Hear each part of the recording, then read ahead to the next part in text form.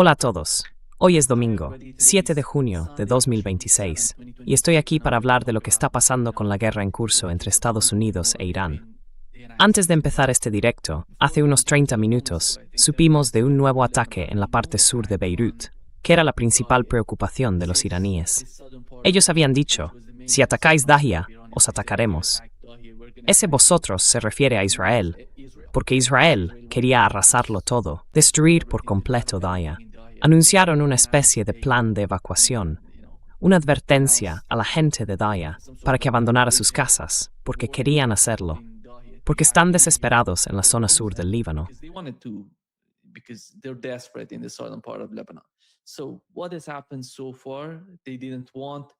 Hasta ahora lo que ha pasado es que querían hacer algo en Dahia, porque no son capaces de enfrentarse a Hezbollah en el sur del Líbano.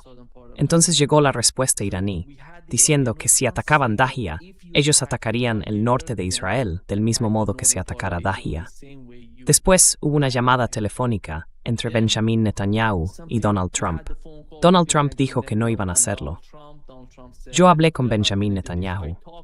Hablé con Hezbollah. Nadie sabe con quién habló él.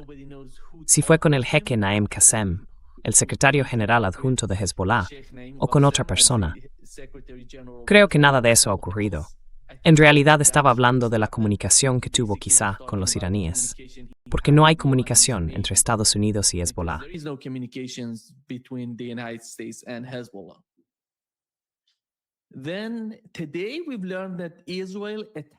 Hoy hemos sabido que Israel atacó un edificio.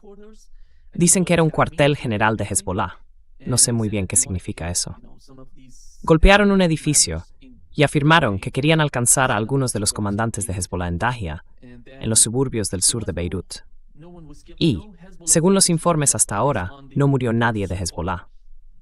Parece que el ataque dejó unas 5 víctimas, en su mayoría personas corrientes que estaban cerca del edificio. Una de ellas Mahmoud Watts retimos. Ese es el resultado, y es el intento israelí, porque ellos ven algo. This is the Israeli attempt because they see something. I think they're feeling something is happening between Iran and the United States. Creo que sienten que algo está pasando entre Irán y Estados Unidos, o quizá que se están acercando a Irán. Ya sabes, puede que estén a punto de cerrar algún tipo de acuerdo.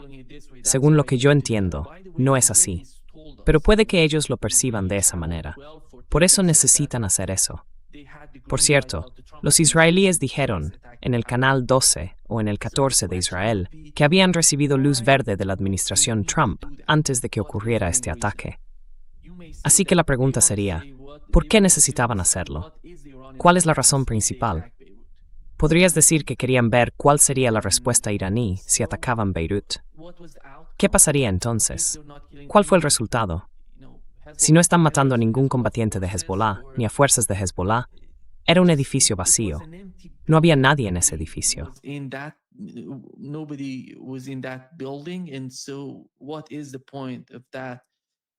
entonces, ¿cuál es el sentido de eso?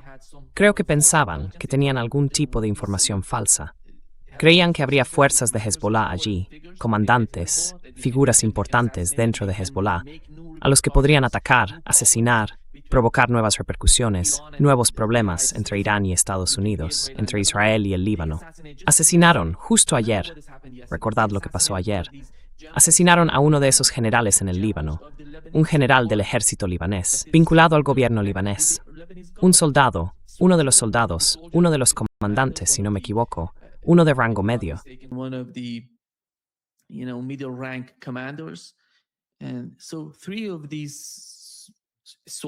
Así que 3 de esos soldados, un general y un comandante de rango medio, murieron ayer en un ataque con dron israelí, y dijeron que fue un accidente. Ocurrió poco después de que el presidente del Líbano saliera a decir que Irán está usando al país como moneda de cambio. Así que Irán se está beneficiando de la posición que están tomando respecto a Hezbollah y los actos de resistencia. No sé qué tipo de beneficio obtiene Irán de eso. Para Irán, de alguna manera, es diferente, pero yo no lo veo así, porque veo todos esos actos de resistencia como algo conectado. No se trata solo de Irán, se trata de Yemen, de Irán, de Irak, del Líbano, de Gaza, de Palestina, todos juntos. No lo veo por separado. Pero el gobierno del Líbano intenta decir que no, que son cosas distintas. No hay ninguna diferencia. Por eso, sinceramente, no creo que estén representando al pueblo libanés. I don't see that they're representing the people in Lebanon. They're representing the government in Israel and they're representing those decisions. Ellos representan al gobierno en Israel y también a quienes tomaban decisiones en la administración Trump, que básicamente son sionistas. Así que eso es lo que está ocurriendo en el caso del Líbano. ¿Cuál es la reacción iraní? Mucha gente se lo pregunta. ¿Cuál es la valoración? En Irán, por cierto, muchos están diciendo que el país tiene que responder a esto, que Irán debería atacar algunos objetivos en Israel. Pero el otro problema es que Irán, de algún modo, está hablando con Estados Unidos. Hay conversaciones en curso. Vimos al ministro del Interior de Pakistán viajando a Irán, de un lado a otro. Y esos mensajes van y vienen. Así que creo que la respuesta más inteligente, por parte de los iraníes y del eje de la resistencia, que podría producirse mientras hablamos, podría venir desde Yemen. It could be a response from Yemen. Iran is not going to get there because Irán no va a llegar a eso, porque si recuerdas, no era solo Irán diciendo, si arrasáis, si atacáis y destruís Dahiyeh, vamos a responder, vamos a golpear la parte norte de Israel. También teníamos a los yemeníes hablando en el mismo tono. Dijeron que iban a atacar a Israel. Así que será algo por el estilo. Algo en lo que Irán simplemente mantenga su posición dentro de esa especie de alto el fuego falso que tienen entre Irán y Estados Unidos, porque en realidad no hay ningún alto el fuego. Pero hablemos de un alto el fuego falso, o del tipo israelí, como lo describe perfectamente el embajador Chas Freeman, en mi opinión. Es el tipo de alto el fuego israelí. Así que ellos tienen su propio alto el fuego. Hagámoslo igual, mantengamos esas mismas condiciones que tienen. Y entonces Yemen entra y ataca a Israel. Yemen comes in and attacks Israel. That may happen as we talk. I think this is Eso puede pasar mientras hablamos. Creo que eso es lo que está ocurriendo si tenemos en cuenta el eje de la resistencia. Pero cuando se trata de las negociaciones entre Irán y Estados Unidos, el principal problema sigue siendo el caso del Líbano. Irán no está utilizando al Líbano como moneda de cambio. El Líbano forma parte del eje de la resistencia, e Irán no se ve a sí mismo fuera de ese eje.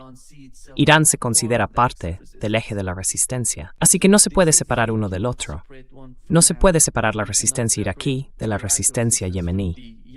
Creo que todos comparten una misma forma de pensar. Son resistentes, están preparados para responder. they're prepared to fight back, and that's why they can. Y por eso no lo entiendo. Quizá en Israel no sea así, o incluso en el Líbano, con el presidente del Líbano, que no entiende lo que está pasando. No entiende la mentalidad de la gente. Habla de mi pueblo. ¿Quiénes son tu pueblo en el Líbano? No son tu pueblo. Son los habitantes del Líbano, los ciudadanos libaneses. No son tuyos. Y tú eres un representante del pueblo libanés, pero no los estás representando. En realidad, representas al gobierno israelí. Y ahí está el problema. Lo que está haciendo ahora mismo el gobierno del Líbano es poco a poco empujar a la sociedad hacia una especie de guerra civil.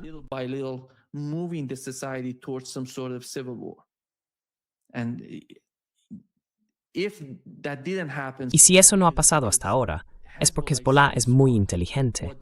Lo que intentan hacer es reducir las tensiones dentro de la sociedad y centrarse en Israel, en la parte sur del Líbano. ¿Recuerdas el acuerdo, ese falso acuerdo entre el gobierno libanés y los israelíes? Dijeron que Hezbollah no iba a atacar a Israel al sur del río Litani, que forma parte del Líbano. Están ocupando el Líbano, y el gobierno libanés dice no vamos a defendernos de vuestra ocupación de nuestra tierra. Vamos a limitarnos como sociedad. Es increíble lo que está pasando con el gobierno. Así que dijeron que Hezbollah es el enemigo del Estado en el Líbano. Hezbollah is the enemy of the state in Lebanon. But you don't see that sort of, Pero no se ven ese tipo de ataques, ya sabes, de Hezbollah hacia el gobierno. Lo que se ve es que el gobierno está atacando a Hezbollah, mientras Hezbollah está conteniendo las tensiones. No quieren que las tensiones crezcan dentro de la sociedad. Su principal objetivo es Israel. y lo están haciendo a la perfección. Hoy mismo hemos visto uno de esos sistemas de defensa aérea. Están usando misiles para alcanzar los objetivos. Y hoy hemos visto una de las grabaciones que salió justo unos momentos antes de entrar en directo, en la que Hezbollah lanzó un misil tierra-aire. Hezbollah sabe cuál es su objetivo principal. No quieren mezclarlo todo.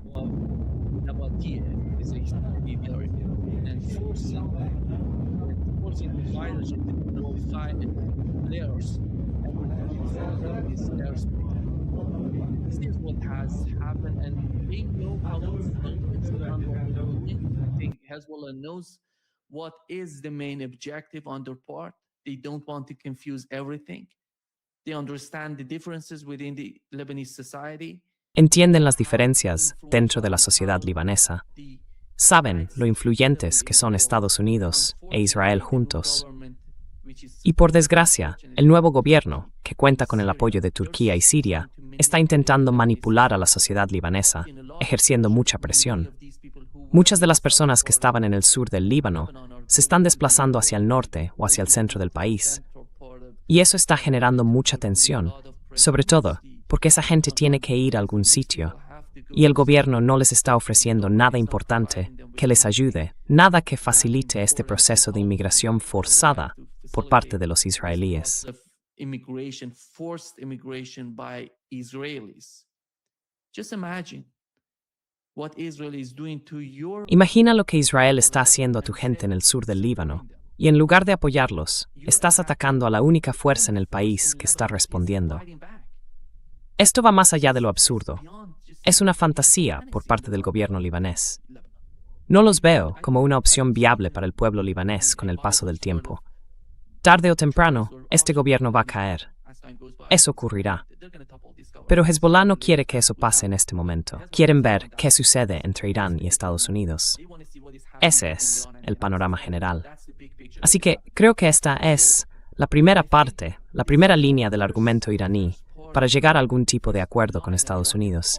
Y es que el Líbano es tan complicado como hemos estado viendo hasta ahora.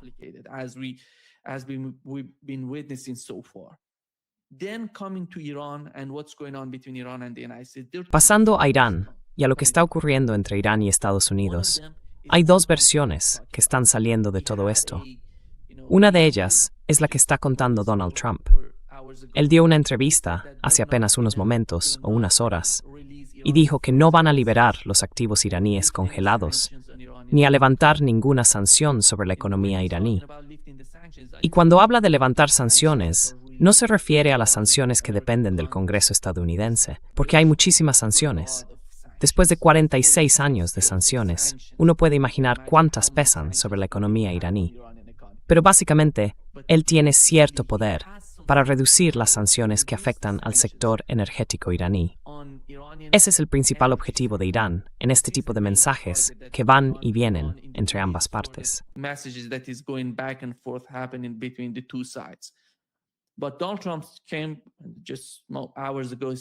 Pero Donald Trump vino hace apenas unas horas y dijo que no va a liberar los activos iraníes congelados ni va a levantar las sanciones sobre el sector energético de Irán.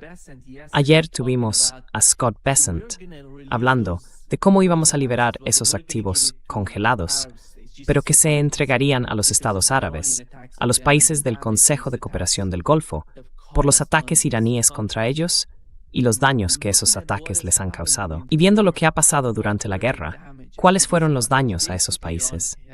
Básicamente, Irán ha golpeado todas y cada una de las bases estadounidenses en esos territorios, y de alguna manera, en algunos países como Qatar, lo arrasaron todo. No queda nada, solo algunos edificios que ya ni siquiera se usan. Así que ahora quieren reconstruir, quieren volver a levantar sus bases usando los activos iraníes congelados.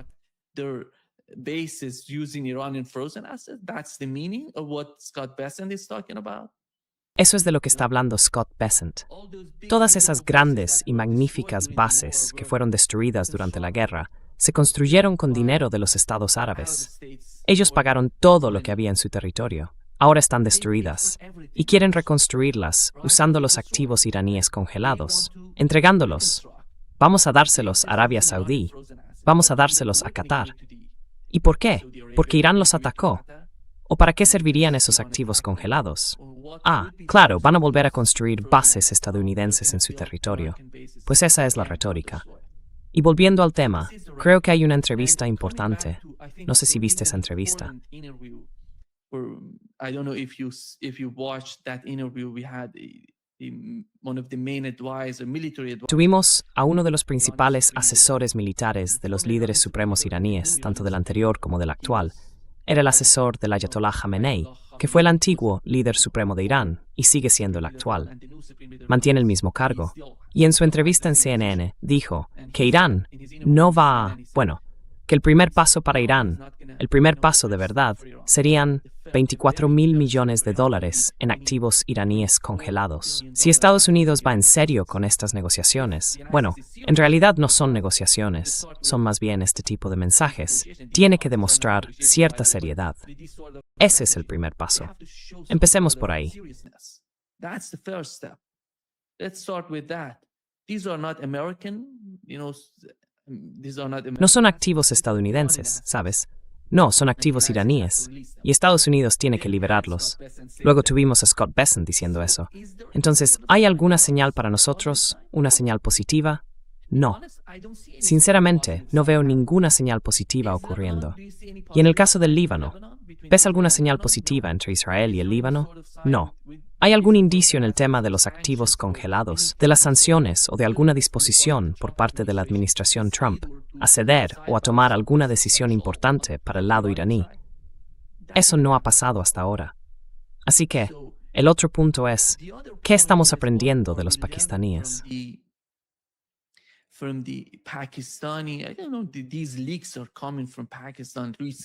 No lo sé. Últimamente están saliendo filtraciones desde Pakistán. Hablan sobre armas nucleares iraníes. Y ahora mismo, algunas fuentes... hay filtraciones que vienen de los negociadores.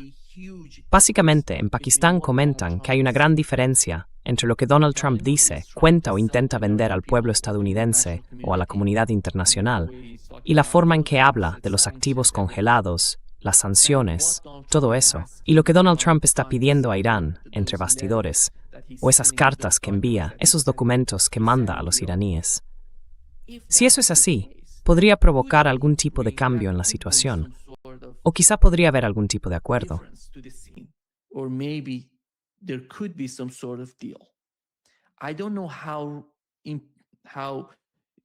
No sé hasta qué punto son creíbles ese tipo de informes. En mi opinión, si nadie habla de ello oficialmente en Irán, y nadie habla de ello oficialmente en Estados Unidos, entonces no existen.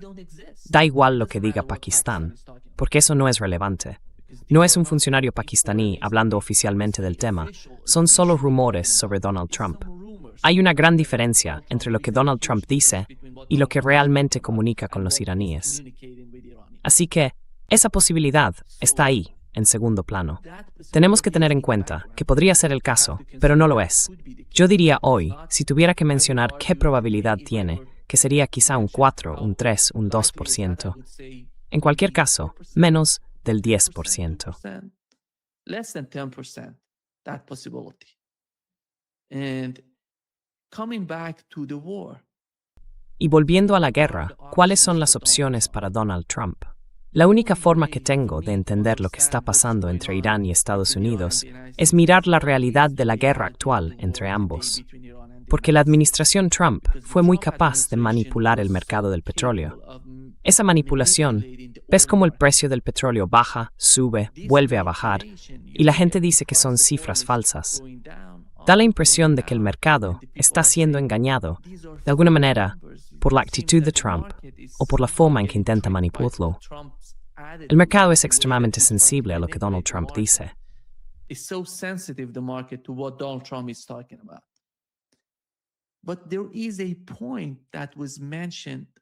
Pero hay un punto que se mencionó, diría yo, hace unas 4 semanas, por el presidente del Parlamento iraní. Dijo, no os fijéis en las cifras que están publicando sobre el precio del petróleo y todo eso. Dijo que el precio del petróleo está por encima de lo que se informa en el mercado, que el precio real del petróleo del que él habla no aparece en los documentos. Habló del precio en papel, por así decirlo. Pero el precio real, el que todo el mundo está recibiendo por barril, es mucho más alto que el que se comunica oficialmente. Y esto fue lo que dijo Robert Kagan sobre ese tema en su entrevista de hace 2 días. Here is what Robert Kagan said about that in his interview 2 days ago.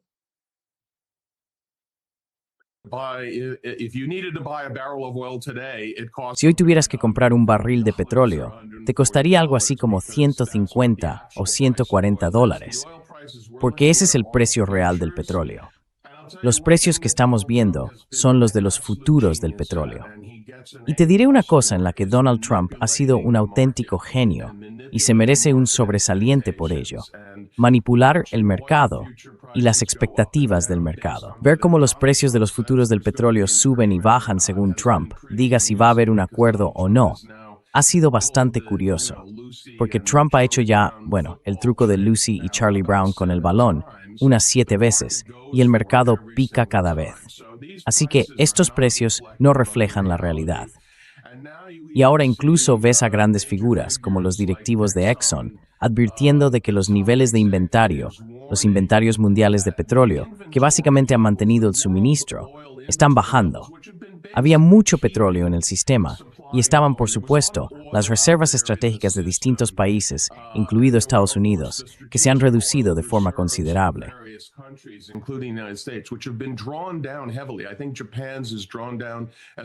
Creo que las reservas de Japón están más bajas que nunca, y lo que advierten los expertos en energía es que dentro de 2 o 3 semanas vamos a llegar a un punto en el que el inventario se habrá agotado por completo.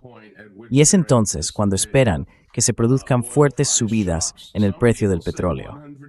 Algunos hablan de 150, otros de $200 por barril. En cualquier caso, estamos hablando de que el precio de la gasolina en Estados Unidos podría llegar a $6 por galón. Sí, esta es la realidad a la que se enfrenta Donald Trump. Y este tipo no se está inventando nada, porque sabemos que es el principal defensor de lo que está ocurriendo en Oriente Medio. Y él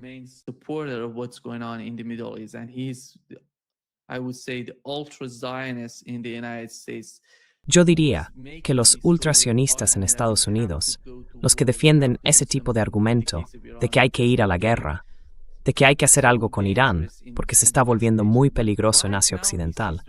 Pero ahora, él ve la realidad de lo que está pasando.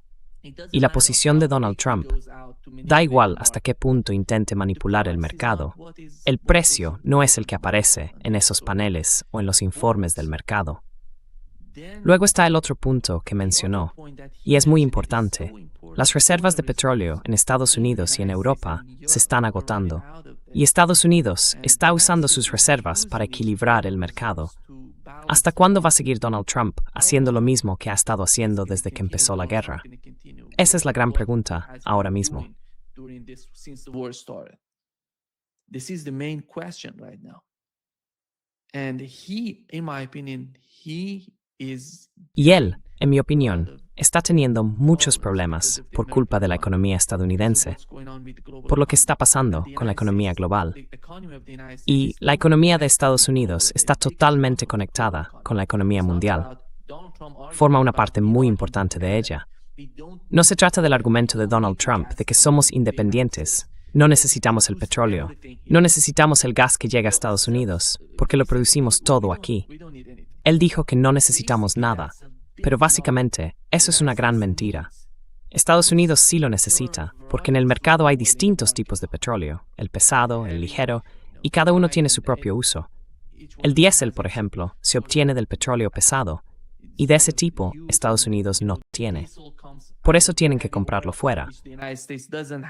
That's why they have to buy it from outside. It could come from Venezuela. The complexity of the oil from Podría venir de Venezuela. El problema con el petróleo venezolano es que es demasiado pesado, demasiado denso, y el proceso para refinar ese tipo de crudo puede que no tengan la tecnología ni los sistemas adecuados para hacerlo. Por eso recordarás que cuando Estados Unidos intentó presionar a China, uno de los principales problemas fue que querían que China dejara de comprar petróleo iraní. Pero si intentan cambiar a otros países, como Venezuela u otros, tienen que redefinir todo el sistema de las refinerías. Y eso no se hace de la noche a la mañana.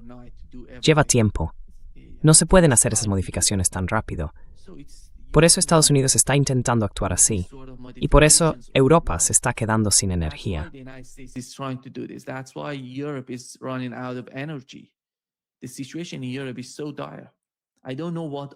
La situación en Europa es realmente grave. No sé cuáles son las comunicaciones entre Estados Unidos y Europa, pero tiene que haber algo. Y para Estados Unidos, volver a la guerra significaría una guerra aún mayor. Porque hasta ahora hay dos cosas, cuando hablamos de las capacidades iraníes, que me parecen fundamentales. ¿Cuáles son? Estas dos cosas son clave para la continuación de la guerra si Estados Unidos decide ir en esa dirección. Una de ellas son las capacidades de Irán en cuanto a armamento convencional. Armas convencionales. Estamos hablando de drones y misiles. Y además de los sistemas de defensa aérea en Irán. ¿Cuál es la situación con esas armas? Irán ha mejorado de forma drástica en el caso de los misiles.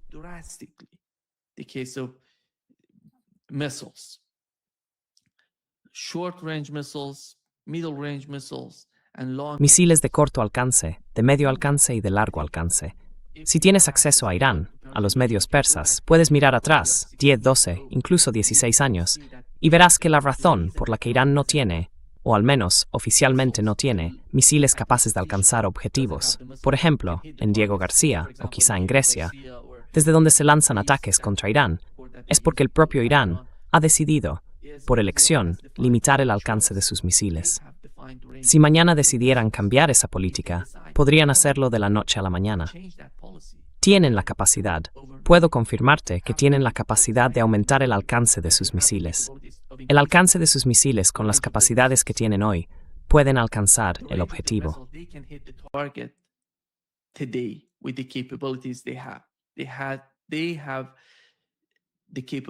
Tienen la capacidad de alcanzar el objetivo en Pine Gap, por ejemplo, en Australia.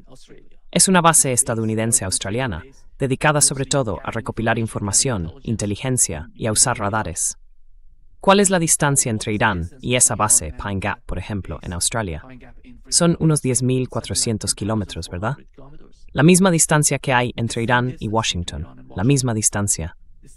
Irán hasta ahora ha decidido no llegar tan lejos, pero si Estados Unidos decide aumentar, porque mucha gente, para quienes recuerdan, cuando se lanzaron 2 o 3 misiles hacia Diego García, Irán dijo no fuimos nosotros, fue otra parte.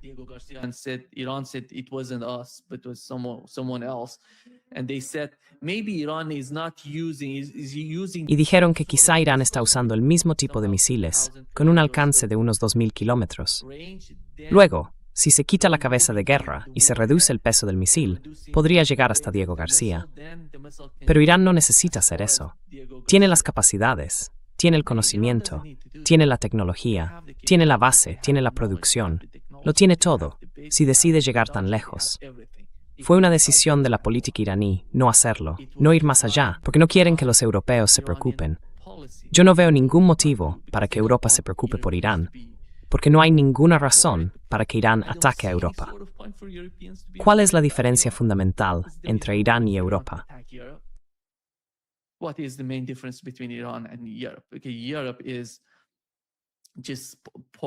Vale, Europa es solo una parte de esta campaña. Sé que Europa formó parte de esta guerra. Facilitaron el ataque de Estados Unidos contra Irán. Pero Irán no lo ve así. No quieren ningún tipo de conflicto con Europa. Y Europa no es el enemigo de Irán. Europa nunca ha sido el enemigo de Irán. No lo es. Pero Irán tiene la capacidad. En el caso de los misiles balísticos, tienen la capacidad de aumentar el alcance hasta poder alcanzar objetivos tan lejanos como Washington. La distancia entre Irán y Washington es de unos 1.200 kilómetros. Es menor que la distancia entre Irán y Australia, por ejemplo, esa base en Australia. Por eso creo que Irán tiene esas capacidades. That's why I think Iran has the capabilities. If they decide, they have the knowledge, they have the capabilities, they have the everything. But the other point is the drone production.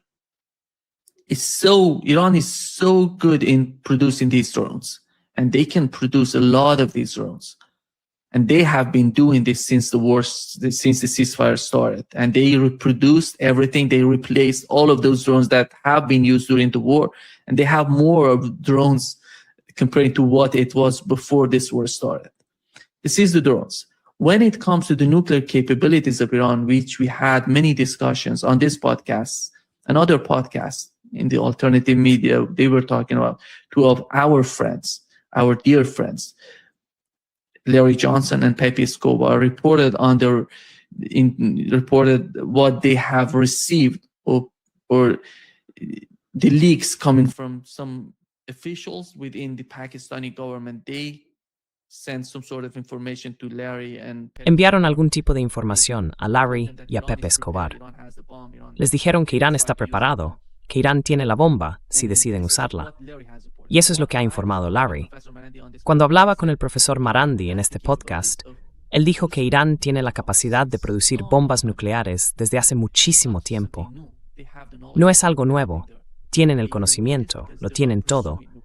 Pero no lo han hecho porque no están buscando armas nucleares. La política bajo el anterior líder supremo de Irán era no producir armas. La fatwa que emitió sigue vigente. Nada ha cambiado desde entonces.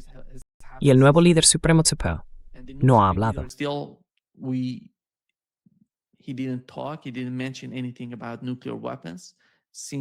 No mencionó nada sobre armas nucleares.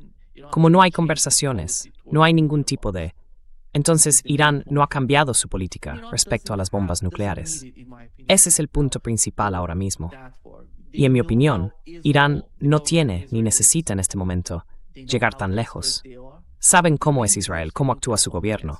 Saben lo desesperados que están. Y puede que usen una bomba nuclear contra Irán. Si la usan, si emplean ese tipo de bomba contra los iraníes, habrá una reacción enorme por parte de Irán. Eso se lo puedo garantizar. Y podría haber, bueno, no quiero ir por ese camino, pero diría que sería el fin de Israel si lo hacen.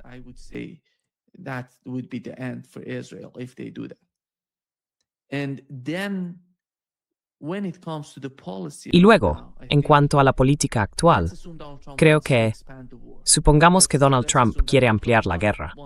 Supongamos que no quiere ampliarla, que lo que quiere es mantener el bloqueo en los puertos iraníes, lo que está ocurriendo en el estrecho de Hormuz.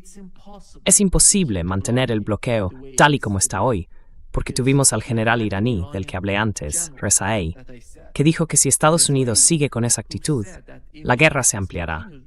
No sería Estados Unidos quien decidiera ampliarla, sería Irán quien lo hiciera. Esto fue lo que dijo en CNN.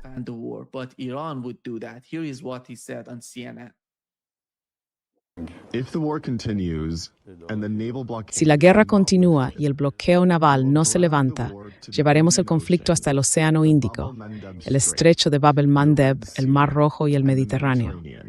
Daremos otra dimensión a la guerra atacando esas otras bases estadounidenses que ya hemos estado atacando hasta ahora. Estados Unidos sufrirá sin duda muchas más pérdidas. Las pérdidas de Estados Unidos serán muy graves. America's losses will be very heavy. Básicamente, está hablando de cómo la guerra puede continuar. Imagina, con todo lo que está pasando en el estrecho de Hormuz, si además entra en juego Bab el-Mandeb y el control sobre ese paso. Ahora mismo sabemos que Arabia Saudí está usando ese oleoducto que va al Mar Rojo para exportar su petróleo. Pues bien, eso ya no va a ser posible. Y eso va a generar más presión sobre la economía global. Y la guerra, Estados Unidos no va a poder luchar en los dos frentes a la vez.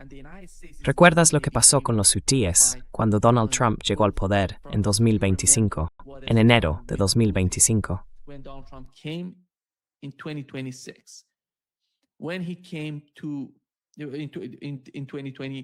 In January 2025,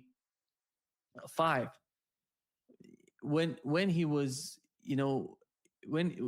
Cuando él sintió, literalmente, que iba a hacer algo contra los yemeníes en el Mar Rojo, entonces Pete Hegseth salió y dijo, vamos a ir allí, les vamos a dar una lección, y van a darse cuenta de que esta es una nueva administración.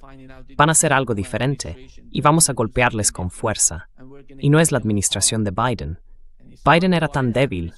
Mirad lo que pasó en Afganistán. Mirad lo que hicieron en Afganistán. nosotros vamos a ser duros, somos diferentes, y fueron al Mar Rojo. Vieron lo que ha pasado con los portaaviones que fueron al Mar Rojo, intentando hacer algo con los yemeníes. Going to the Red Sea, trying to do something with Yemenis. They ran out of targets, they start killing civilians. Se quedaron sin objetivos. Empezaron a matar a civiles, si recuerdas aquellos días. Y luego llegó un momento en que los yemeníes derribaban 2 o 3 drones a la semana. Los alcanzaba el sistema de defensa aérea de Yemen, o de alguna manera sus misiles. Dieron en los drones estadounidenses, los MQ-9, y eso fue una gran pérdida. Y llegó un punto en que estaban alcanzando a los cazas estadounidenses en esos portaaviones, y 1 o 2 de ellos fueron golpeados, o bueno, pasó algo con el portaaviones. Dijeron que estaban intentando hacer algún tipo de maniobra, y entonces esos portaaviones fueron alcanzados o dañados, o algo por el estilo.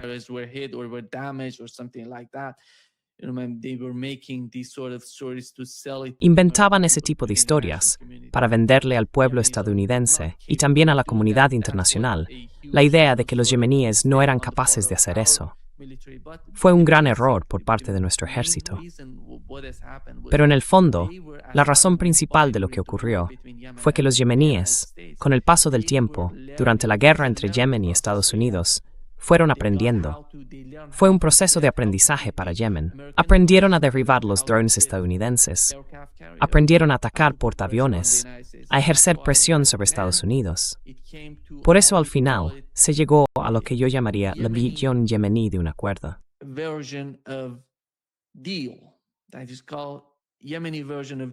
Yo lo llamo la versión yemení de un acuerdo equivalente a la capitulación de Trump y su salida del Mar Rojo. Él dijo que los yemeníes se habían rendido. ¿Por qué? Si fue él quien se rindió antes de salir del Mar Rojo. Dijo, no van a hacer nada, no van a atacar a nuestra gente ni a nuestros barcos. Así que, si no nos atacan, nosotros tampoco los atacamos. Tenemos un acuerdo. No se firmó ningún documento entre las dos partes. Es increíble lo que está pasando con la administración Trump. Dijo que no nos iban a atacar, que nosotros no los íbamos a atacar, que nos salíamos de esto y que íbamos a volver.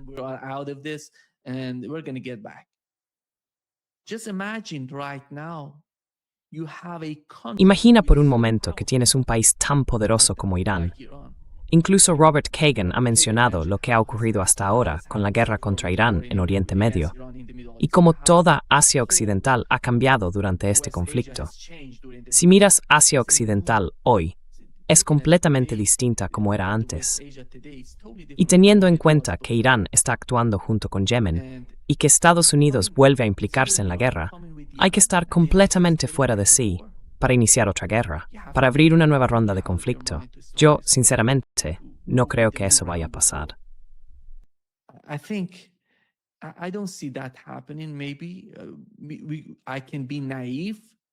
Puede que sea ingenuo, porque de verdad pensé que Donald Trump nunca iniciaría esta guerra contra Irán. Sabíamos lo que pasaría si empezaban esa guerra, pero ocurrió. ¿Eso garantiza que Estados Unidos no lo volverá a hacer? No. Puede que mañana, pasado mañana, o dentro de 2 horas, veamos cómo la guerra empieza otra vez. No hay lógica. Creo que el pensamiento racional no existe dentro de la administración Trump. Y no hace falta ser lógico ni racional para pensar en la administración Trump. Por eso tenemos que seguir de cerca todo lo que dice, cada vez que habla, aunque no tenga ningún sentido.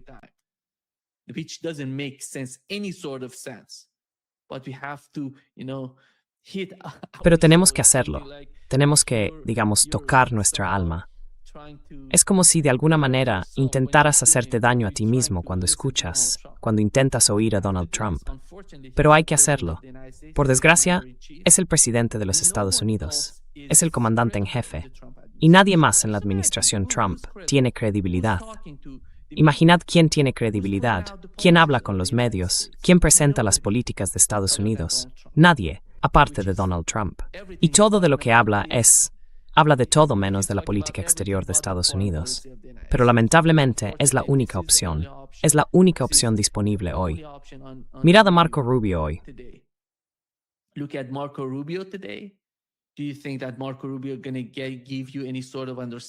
que Marco Rubio te va a ofrecer algún tipo de comprensión? Scott Bassett, nada. Pete Hegseth. En mi opinión, parece que está actuando en una película. Está tan bien en esa película, tan grande, tan fuerte. Lo hace todo. Está preparando al pueblo estadounidense para enviar soldados americanos a Oriente Medio, para que los mate el enemigo iraní, porque según dicen, tenemos que hacerlo por Israel. Así que la única opción, creo yo ahora mismo, es Donald Trump. Tenemos que entenderlo. Sabemos que la mayoría de las veces dice tonterías, pero por desgracia, tenemos que escucharlo. Y esto es lo que ha dicho hoy mismo sobre lo que está pasando entre Estados Unidos e Irán.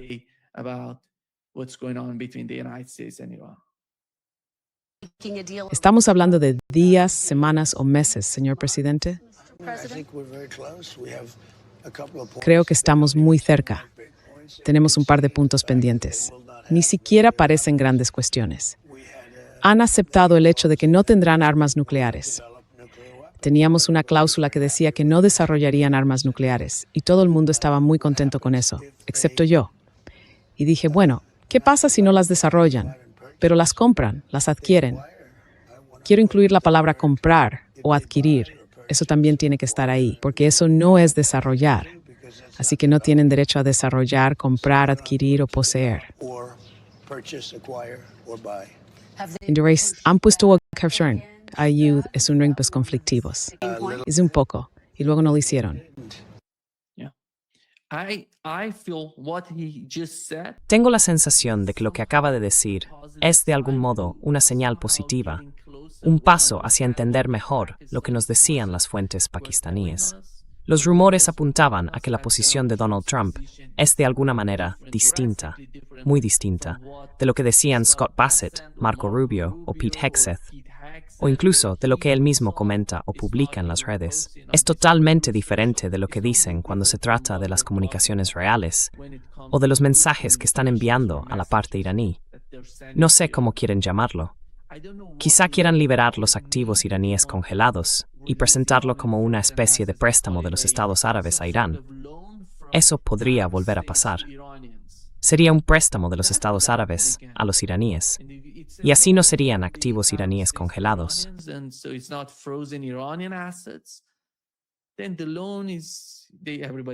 Entonces, el préstamo, todo el mundo sabe que no es un préstamo. Son activos iraníes congelados.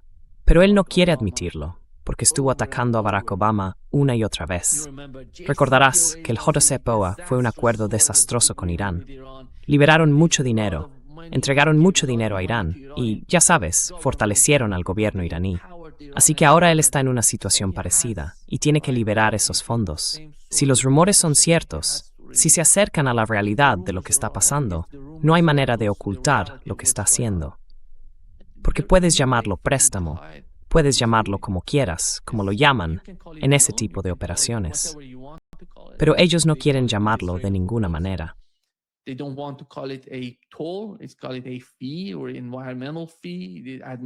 Lo llaman una tasa o tasa medioambiental, tasa administrativa, como quieras llamarlo. Pero eso no cambia la realidad. Creo que al fin y al cabo, por lo que entiendo, Irán sabe que tiene la ventaja. Irán sabe que derrotó físicamente a Estados Unidos en el campo de batalla. Lo derrotó físicamente. Y por eso no van a dar marcha atrás. Fue un coste enorme para el pueblo iraní. No fue algo que se pudiera ignorar. Si miramos las bajas, la guerra, 39 días de guerra, ya sabes, causó la muerte de unas 3.500 personas en Irán. Y la sociedad quedó muy afectada. Atacaron muchos objetivos, plantas farmacéuticas, puentes, hospitales, lo que quieras, universidades, comisarías, infraestructuras.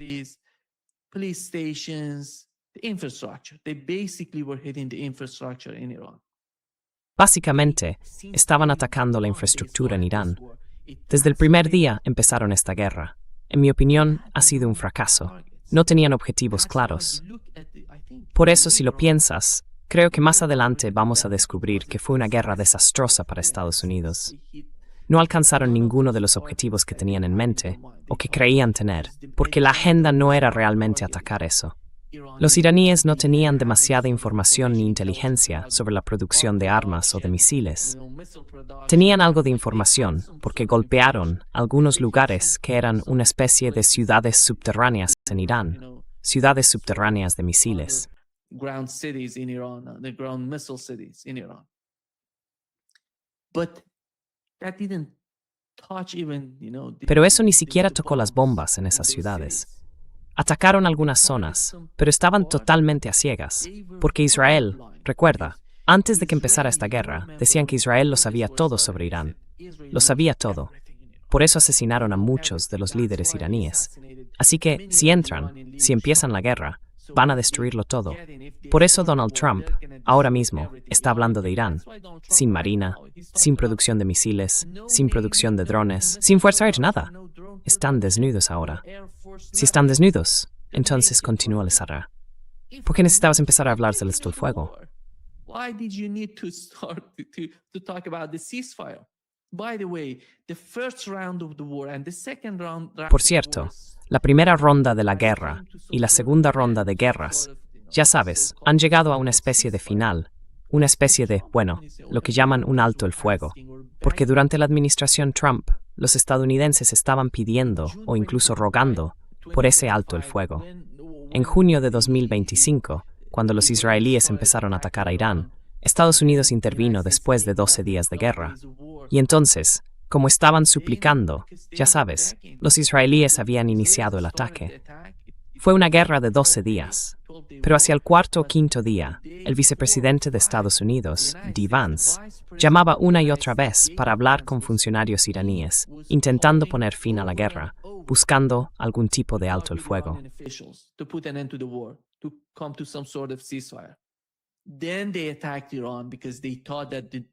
Entonces atacaron Irán, porque pensaban que las protestas y todo lo demás, la economía y todo, estaban preparadas para su ataque. El ataque no era para derrotar al ejército iraní. Sabían perfectamente de lo que era capaz. De alguna manera, no digo que supieran del todo lo que les iba a pasar si seguían adelante, pero creían que ese ataque iba a provocar un gran impacto, un shock interno en Irán. Porque cuando matas al liderazgo, a los comandantes, al jefe del ejército, entonces la gente sale a la calle, como Benjamin Netanyahu intentó venderle a Estados Unidos. La gente va a salir. Esas personas cercanas al hijo del antiguo Shah de Irán, esa gente está ahí. Van a salir.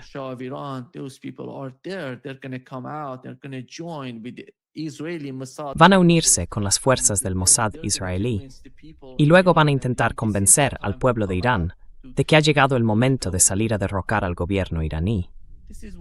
Eso es lo que le estaban vendiendo a Donald Trump. No estoy convencido de que Donald Trump haya pensado alguna vez que podría haber una solución militar para Irán, o que fueran a ser capaces de derrotar a Irán por la fuerza. Pero ellos creían que la situación, el gobierno o la estructura eran tan frágiles que un ataque estadounidense, junto con los disturbios y la presión sobre la economía iraní, acabarían derrumbando todo el sistema, toda la estructura. Pero no entienden la capacidad de resistencia del pueblo iraní.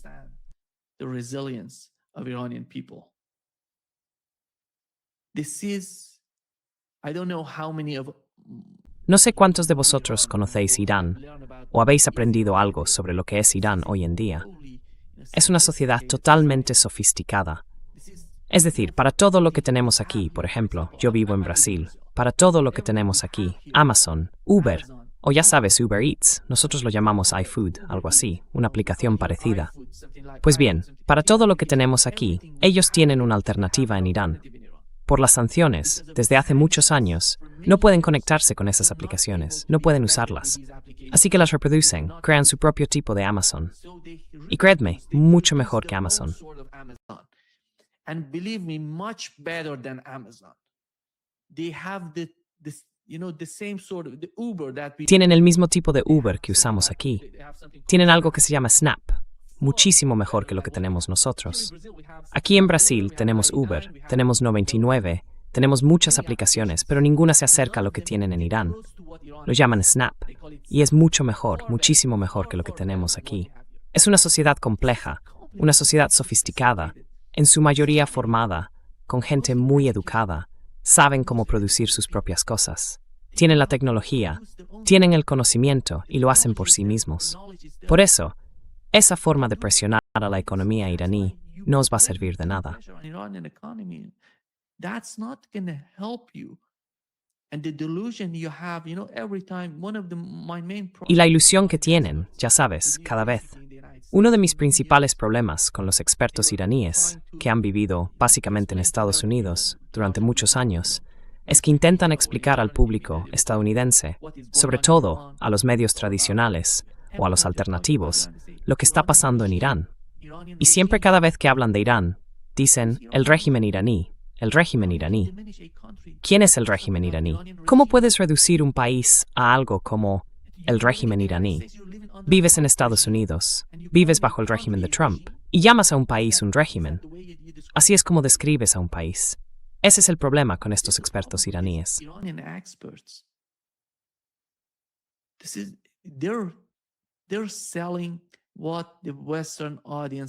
Están vendiendo lo que el público occidental quiere oír, porque tienen esa percepción, esa idea de cómo es la sociedad iraní.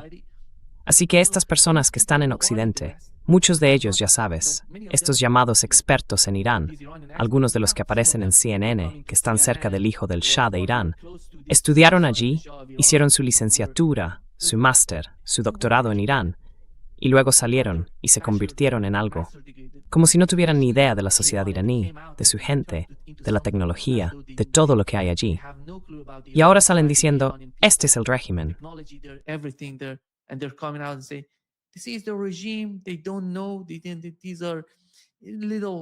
No lo saben. Son, ya sabes, esos que cuando quieren describir a Irán como un gobierno o al IRGC, no tienen ni idea. Esa gente solo está robando a la población. Es pura corrupción. Todo gira en torno a la corrupción. No hay nada más. Solo roban a la gente. Me sorprendió ver a esas personas durante años. ¿De qué hablan? ¿Cómo pueden hablar del IRGC, de las fuerzas efectivas, del ejército de un país? Irán tiene dos partes en su ejército. El IRGC podría seguir hablando del IRGC, porque el IRGC es un producto de la revolución iraní. El IRGC surgió después de la revolución de Irán, como resultado, diría yo, básicamente de la guerra entre Irán e Irak. El motor, o las fuerzas principales, o el concepto central del IRGC, se crearon durante la guerra Irán-Irak. ¿Qué fue eso?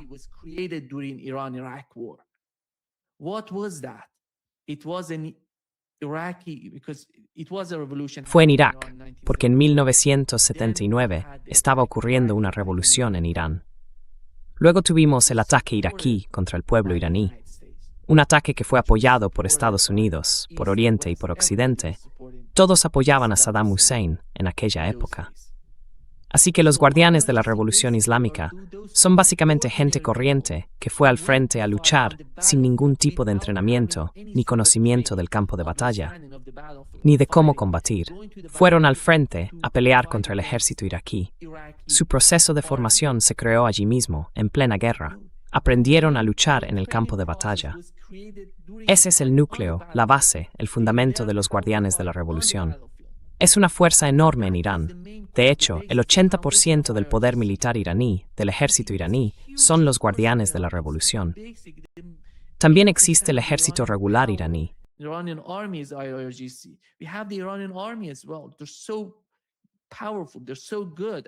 Son muy poderosos y además muy buenos.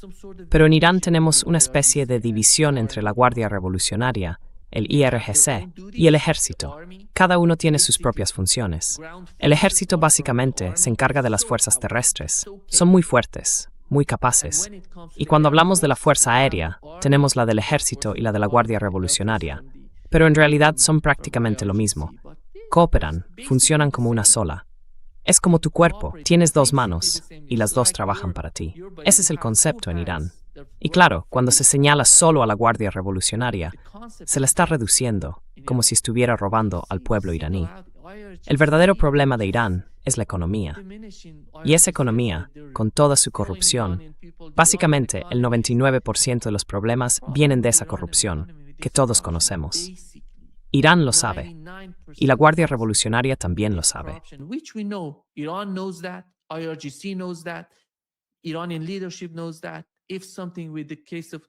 El liderazgo iraní lo sabe. Si hay algo relacionado con un caso de corrupción, es por las sanciones estadounidenses. Porque Irán tiene que hacer algo frente a esas sanciones. Y eso lleva muchos años ocurriendo. No es nada nuevo. Así que cuando intentas lidiar con esas sanciones, aparece el intermediario al que hay que pagar. Ese es el problema.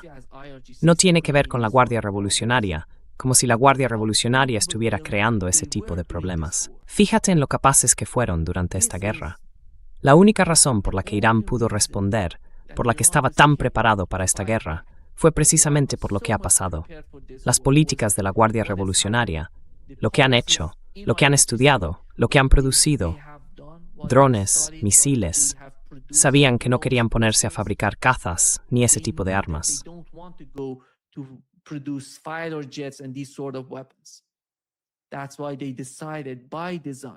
Por eso lo decidieron así, de forma deliberada, porque ya tenían la experiencia de la guerra entre Irán e Irak. Vieron lo que había pasado en aquellos años. Entonces, ¿qué podían hacer frente a un país como Estados Unidos? Llevaban muchos años preparándose para esa guerra. 20 años, 2 décadas, preparándose para una guerra contra Estados Unidos. Sabían que, tarde o temprano, esa entidad sionista en Israel iba a convencer a alguno de los presidentes estadounidenses para atacar a Irán. Y eso fue lo que ocurrió con la administración de Trump. Así que estaban preparados para ello. La tecnología proviene de lo que el cuerpo de la Guardia Revolucionaria Islámica ha desarrollado en Irán. Lo prepararon todo. Y no se trata solo del propio cuerpo de la Guardia Revolucionaria. And it's not just about IRGC alone. There is a full cooperation between IRGC and the Hay una cooperación total entre la Guardia Revolucionaria y el ejército. Están completamente unidos. Porque hay gente que dice, no, el ejército es mejor. No, están totalmente unidos. Yo hice el servicio militar en la Marina del Ejército de Irán. Así que no estuve en la Guardia Revolucionaria, sino en la Marina del Ejército iraní. Por eso aprendí cómo trabajan juntos. En mi opinión, básicamente son lo mismo. Son lo mismo cuando se trata de defender Irán. Y también, en lo que respecta a la economía interna o a las políticas internas del país, no hay diferencia entre los dos. Pero hay personas que intentan señalar a la Guardia Revolucionaria como si fuera distinta, como si no fueran buenos.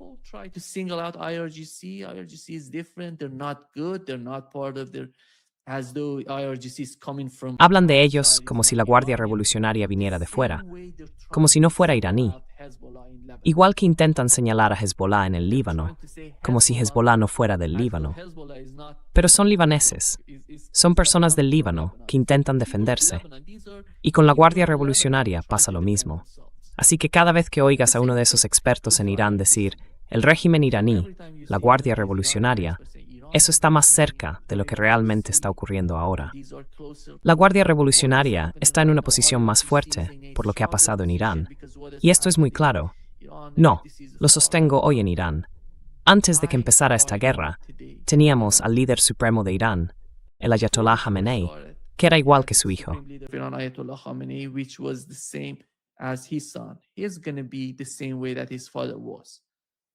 Va a ser igual que su padre. Las conexiones son las mismas, las políticas son las mismas. Puede que cambie la gente, porque muchos de esos comandantes fueron asesinados, pero la política y la estructura siguen siendo las mismas. Creo que el concepto es el mismo, porque el hijo del antiguo líder supremo de Irán no va a ser diferente de su padre. Y él lo sabe. Le estuvo ayudando durante muchos años. Muchas de esas personas estuvieron en contacto directo con él durante mucho tiempo. Por eso conoce el sistema, sabe cómo manejarlo, está muy familiarizado con todo, con la complejidad de la estructura, y diría yo, se le da muy bien.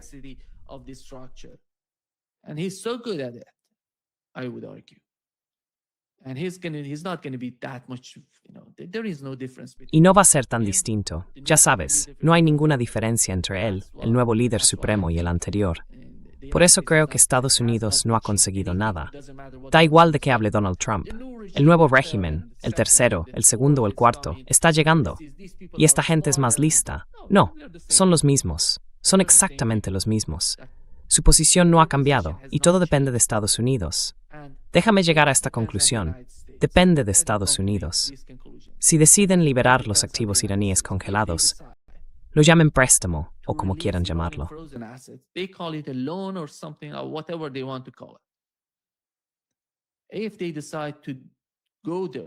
Si deciden ir por ese camino o impedir que Israel ataque al Líbano, que es algo fundamental, Sin eso, ningún tipo de acuerdo sería posible. O bien, Estados Unidos puede, esa es la otra opción, alcanzar un acuerdo en todos los frentes: Líbano, Israel, Palestina, Israel otra vez, Irán y Estados Unidos. O no llegar a ningún acuerdo, lo cual, diría yo, es hacia donde finalmente nos estamos dirigiendo. La economía está ejerciendo mucha presión sobre Estados Unidos, sobre la administración Trump. Y la posibilidad de que Donald Trump se embarque en una nueva ronda de guerra, a medida que pasa el tiempo, va a ser cada vez más difícil. Y están produciendo armas, como sabemos, ambos lados, Estados Unidos e Irán. How viable is it? How viable is a new? ¿Qué tan viable sería una nueva decisión, digamos, una nueva decisión por parte de Donald Trump de volver a iniciar un ataque contra Irán? Lógicamente, no veo que eso vaya a pasar. Digo lógicamente, pero Donald Trump no es una persona lógica, ni un tipo racional al que se le pueda entender fácilmente. Dejando eso a un lado, por lo que entiendo, Donald Trump no va a conseguir ningún tipo de acuerdo, ni contrato, ni nada parecido con Irán. Vas a salir de la región de sano modo que salió del rojo. Ellos nos van a atacar, y nosotros no vamos a usar, bueno, no dependemos del estrecho de Hormuz, así que no tenemos un gran problema ahí. So we don't have that much of problem. We're going to get out and they're not going to attack us. Vamos a salir, y no nos van a atacar. Él va a decir lo mismo que dijo contra los yemeníes en el Mar Rojo. Y en mi opinión, el problema para Israel está creciendo. Israel se enfrenta a una presión enorme en la parte sur del Líbano. Y cada vez que hablan de ir hacia el norte, ya sabes, de pasar, de cruzar el río Litani, de ir al otro lado del Litani y ocupar más territorio, eso es pura fantasía. Israel hoy, lo que es Israel hoy, no se puede ni comparar con lo que era antes de que empezara la guerra. Mira el sistema de defensa aérea, mira los misiles de crucero, los interceptores, el sistema THAAD, el Patriot, el PAC-3, todos juntos. Patriot system, PAC-3, all of them together, they're not even close. They don't have it. Ni siquiera están cerca. No lo tienen. El sistema de defensa aérea se ha venido abajo, en mi opinión. Por eso los cohetes de Hezbollah están alcanzando los objetivos en la parte norte de Israel. Y los drones, no habría ninguna solución para los drones que Hezbollah está usando contra los israelíes. Pueden seguir allí. Las bajas van a aumentar y crecer drásticamente, porque esto es un proceso de aprendizaje para Hezbollah. Cómo alcanzar los objetivos, cómo atacar las concentraciones de soldados israelíes. Y se ve cómo ha ocurrido durante esta guerra. Están mejorando, viendo las imágenes que llegan desde el Líbano, y cada vez lo hacen mejor a medida que pasa el tiempo. And they're getting better and better as time goes by. And when it comes to the Persian Gulf, Y cuando hablamos del Golfo Pérsico, ahora mismo está ocurriendo un cambio enorme, porque esos estados árabes que formaban parte de las operaciones israelo-estadounidenses, que pensaban que Estados Unidos iba a, ya sabes, instaurar un nuevo gobierno en Irán o algún tipo de cambio de régimen que les beneficiara, ya no están en esa posición. La guerra ha golpeado su economía con muchísima fuerza, muchísima. Y no sé cuál será su política a partir de ahora. ¿Van a actuar con racionalidad o van a comportarse igual que antes de que empezara la guerra? Es una gran incógnita, en mi opinión. Porque por un lado, dependen totalmente del estrecho de Hormuz. Ayer mismo, los Emiratos Árabes Unidos hablaban de que quieren construir un nuevo oleoducto solo para librarse de los problemas que tienen en el estrecho de Hormuz. to get rid of the difficulties they have in the Strait of Hormuz. But go ahead and do it. Adelante, hazlo. Sí, hazlo. Buena suerte con eso. Y el estrecho de Hormuz ha cambiado por completo toda la situación en Asia Occidental. Irán lleva ahora las riendas, en mi opinión. Y lo saben, los estados árabes lo saben. Puede que no lo admitan, pero lo saben. Están comunicándose, están hablando con los iraníes. No sabemos cuál es la naturaleza de esas conversaciones, ni lo que está ocurriendo realmente. Pero están hablando. Detrás de bastidores, esas conversaciones están teniendo lugar. Veremos qué sale de ahí. Pero sea lo que sea, va a debilitar e aislar a Israel. Israel. El único estado del Golfo Pérsico que se está acercando a Israel es Emiratos Árabes Unidos. Los Emiratos son falsos. Todo es falso. No hay nada real en los Emiratos. Por eso, El único país que se quedó sin dinero durante la guerra fue Emiratos Árabes Unidos, no fue Qatar. It wasn't Qatar. The situation for Qatar was worse, but they were not running out of La situación de Qatar era peor, pero no se estaban quedando sin dinero. Quien se estaba quedando sin efectivo eran los Emiratos Árabes Unidos. Así que esta es la situación en el Golfo Pérsico, y nadie va a poder cambiarla en un futuro cercano. Veamos qué pasaría. Dos bandos otra vez. Déjame plantear los dos. Uno de ellos, quizá Donald Trump, consiga algún tipo de acuerdo con Irán. Un acuerdo superficial, en mi opinión. Nada profundo. O quizá ningún acuerdo en absoluto. Sin liberación de activos congelados, sin levantamiento de sanciones, nada. Y los ataques, el mismo tipo de alto el fuego entre Líbano e Israel que tuvimos en 2024. Y van a salir del Golfo Pérsico. Van a volver a Estados Unidos. Puede que ataquen Cuba, por desgracia. Puede que ataquen Cuba, pero Cuba, antes de llegar a esto, supe que en Cuba están entregando armas a la gente común.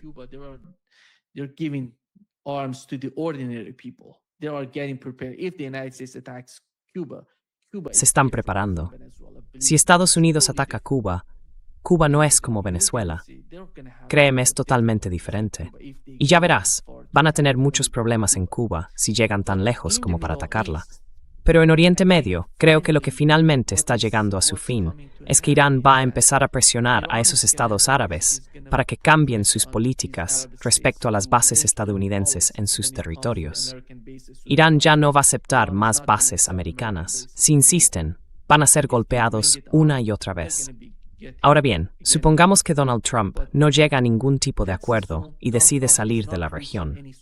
¿Qué cambia respecto a lo que hemos visto hasta ahora entre Israel y Líbano, que en mi opinión es el frente más importante en este momento?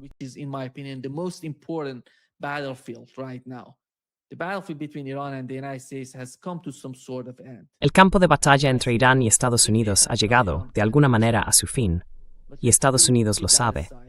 Si atacan a Irán, Irán puede responder. Pero dejemos eso a un lado. Creo que el verdadero campo de batalla está entre Israel y Líbano. Supongamos que Donald Trump se retira de la región, igual que lo hizo en el Mar Rojo, y que el enfrentamiento entre Israel y Líbano continúa. Israel no va a poder hacerlo del mismo modo que golpeó Gaza o Cisjordania. Porque si lo hace ahora, esto, en mi opinión, cambia por completo las reglas de esta guerra. 2 puntos. El primero, Israel ante todo. El segundo, si Israel ataca Dahiyya o Beirut, van a arrasar la parte norte de Israel. Y eso se lo dijeron al presidente estadounidense.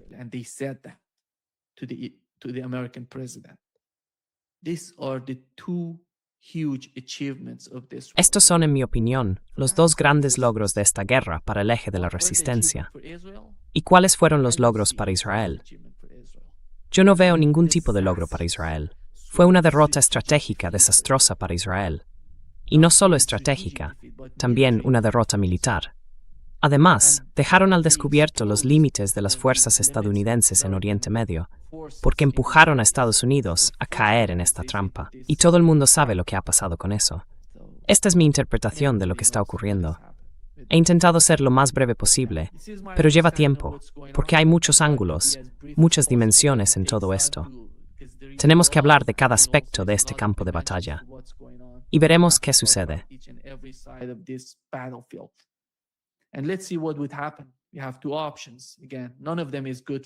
Tenemos 2 opciones. Y de nuevo, ninguna de ellas es buena, ni para Estados Unidos, ni para Israel. Si Estados Unidos decide seguir adelante con alguna de estas opciones, estará aceptando que ha sido derrotado por Irán. Como Benjamín Netanyahu no va a aceptar eso, va a continuar la guerra. Pero esta vez, la política iraní es diferente. Si atacas, te van a atacar. Si atacas, el eje de la resistencia te va a golpear con fuerza. Recuerda, el cambio ahora es que no hay una línea roja que impida a Irán atacar a Israel. Pueden hacerlo en cualquier momento, y pueden hacerlo con mucha fuerza. El resultado para Israel es una derrota enorme, enorme, un desastre total, y supone un colapso tremendo de su estrategia, porque lo que buscaban era algún tipo de disuasión. Eso ya no está ahí. Han cruzado todas las líneas rojas. Y esto es lo que pasa. Cuando cruzas la línea roja, provocas tu propio desastre. Y eso es exactamente lo que le está ocurriendo a Israel. Muchas gracias por acompañarme hoy. Un placer, como siempre. Great pleasure, as always.